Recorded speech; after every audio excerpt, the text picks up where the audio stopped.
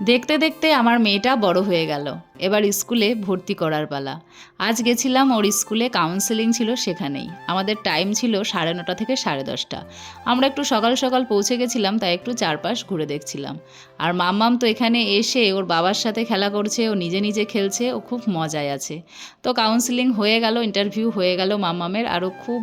তো ওকে যেরকম জিজ্ঞাসা করেছে ও কিন্তু সেরকমই উত্তর দিতে পেরেছে। তারপরে বাড়ি চলে এসেছিলাম, এবার তো খাওয়া দাওয়া করতে হবে বলো। বাড়ি আসলাম 11টা বাজে, এসে দেখলাম ভাত টাত কিছুই রান্না করেনি শাশুড়ি মা, তো এখন হচ্ছে ভাত বসাবো। আর এদিকে দেখো ভাত বসিয়ে দিয়েছি, আর এপাশে বসিয়েছি মসুর ডাল। ভাত করব, ডাল সিদ্ধ হয়ে গেছে, আর এখানে দেখো আলু ভাজছি।